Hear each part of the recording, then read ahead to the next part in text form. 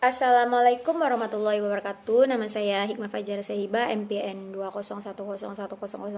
Hormat saya kepada Ibu Raja Febrina Andarina Zaharnika SHMH selaku dosen pembimbing dalam pembuatan makalah antropologi budaya ini. Baiklah, saya akan mempresentasikan makalah yang saya buat yang berjudul Sistem Religi dan Kepercayaan.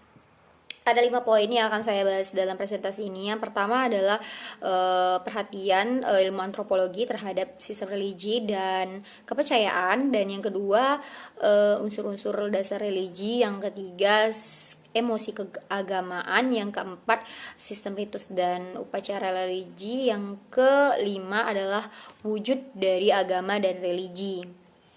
Poin pertama, saya akan membahas dalam ilmu antropologi, sistem religi dapat diartikan sebagai rangkaian keyakinan manusia terhadap kekuatan gaib yang kekuatan tersebut di luar kendali manusia. Jadi kekuatan tersebut bisa berasal dari Tuhan, dewa, benda-benda, atau keadaan alam. Jadi secara umum sistem religi ini apapun keyakinan masyarakat terhadap sesuatu yang gaib, kekuatan gaib gitu, itu adalah disebut dengan sistem religi. Poin kedua, saya akan membahas tentang unsur-unsur dasar religi. Ada 4, yaitu ada emosi keagamaan, sistem keyakinan, terus upacara keagamaan, dan siapa pemimpin atau umat yang mengikuti prosesnya. Yang pertama saya akan bahas emosi keagamaan. Itu seperti kita, getaran jiwa kita atau keyakinan kita yang dapat menggerakkan kita untuk bersifat religius. Yang kedua, sistem keyakinan, bahwa kita yakin, seperti kita yakin adanya dewa, kita yakin adanya makhluk halus, kita yakin terhadap benda-benda itu memiliki sesuatu kekuatan gaib gitu, seperti kita yakin terhadap kekuatan-kekuatan gaib tersebut. Terus yang ketiga tadi adalah upacara keagamaan. Upacara keagamaan ini tuh seperti pastinya ada tempat, waktu, alat yang digunakan, dan pemimpin dalam upacara tersebut. Misalnya seperti tadi waktunya kapan, misalnya waktunya pada waktu keramat itu. Terus tempatnya tempat keramat seperti masjid, gereja, atau pura, dan lain-lain. Terus tuh kayak yang terakhir, umatnya yang mengikuti keagamaan itu ya seperti orang-orang yang meyakini kekuatan gaib tersebut gitu, yang berbeda keyakinan tersebut. Jadi selanjutnya poin ketiga adalah emosi keagamaan. Emosi keagamaan adalah getaran jiwa manusia yang dapat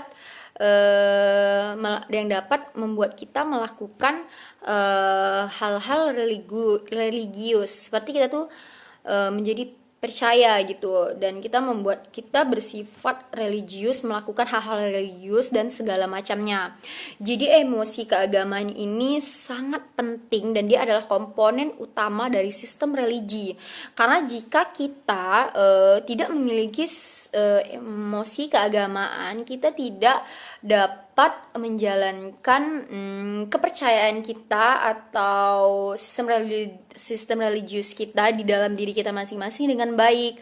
Karena emosi keagamaan itu sangat penting di dalam diri setiap manusia yang memiliki kepercayaan dan keyakinan, seperti adanya Tuhan, adanya dewa, seperti itulah contohnya, atau yang percaya kepada benda-benda, atau yang percaya kepada keadaan alam gitu. Jadi emosi keagamaan ini harus ditanamkan dari kecil orang tua kepada anaknya gitu. Yang ketiga yang keempat yaitu adalah sistem ritus dan upacara religi. Jadi sistem ritus dan upacara religi. Jadi upacara religi ini yang pertama tempat yang dianggap keramat biasanya, terus waktu-waktu tertentu, terus seperti adanya alat-alat atau benda-benda yang dipakai ketika upacara tersebut, dan yang terakhir tuh adalah umat pengikut keyakinan tersebut gitu. Jadi yang pertama saya jelaskan tuh adalah tempatnya itu ya tentunya yang mereka anggap keramat atau suci atau sakral seperti masjid, gereja, pura, dan berbagai macam lainnya lah, tempat-tempat yang mereka anggap itu adalah sesuatu yang keramat dan suci gitu. Terus yang kedua adalah waktu. Misalnya kayak kita contohkan kepada saya sebagai umat Islam, waktunya itu seperti kita sholat ada waktunya, kita hari raya juga ada waktunya gitu, seperti itu contohnya.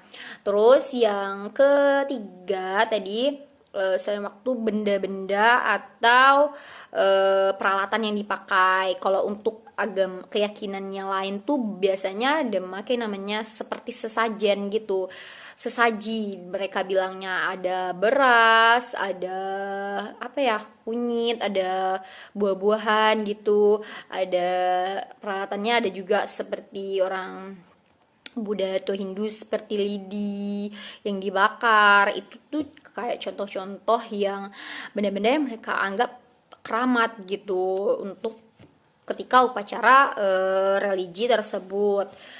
Terus yang terakhir itu adalah umat pengikutnya gitu, maksudnya pengikutnya itu adalah ya kita atau masyarakat yang mengikuti keyakinan tersebut gitu untuk menjalankan. Ada juga biasanya dalam upacara religi itu ada pemimpinnya, pemimpin untuk mendoa gitu, pemimpin mendoa. Kalau biasanya ada, kalau orang Islam ada ustadz, kalau agama lain juga ada beberapa, misalnya ketuanya gitu, kayak yang memimpin doa dalam upacara religi ini. Terus yang kelima tadi adalah wujud dari agama dan religi. Jadi wujud dari agama dan religi ini yang pertama ada fetishisme, yaitu bentuk religi yang didasarkan pada kepercayaan akan adanya jiwa dan benda-benda tertentu, dan terdiri dari berbagai kegiatan keagamaan yang dilakukan untuk memuja benda-benda berjiwa itu. Yang kedua ada animisme, yaitu bentuk religi yang didasarkan kepercayaan bahwa alam sekeliling tempat tinggal manusia dihuni oleh berbagai macam ruh dan terdiri dari berbagai kegiatan keagamaan guna memuja ruh-ruh tadi. Yang ketiga ada animatisme, yang tidak merupakan suatu bentuk religi melainkan suatu sistem kepercayaan bahwa benda-benda serta tumbuhan-tumbuhan memiliki jiwa dan dapat berpikir seperti manusia. Kepercayaan itu tidak menyebabkan adanya berbagai kegiatan keagamaan dengan maksud memuja benda-benda dan tumbuh-tumbuhan tersebut. Dan masih banyak lagi wujud dari agama dan religi tersebut. Baiklah, saya sudahi presentasi saya. Jika dalam presentasi ini ada salah kata ataupun kekurangan, saya mohon maaf sebesar-besarnya. Dan saya sudahi dengan wassalamualaikum warahmatullahi wabarakatuh.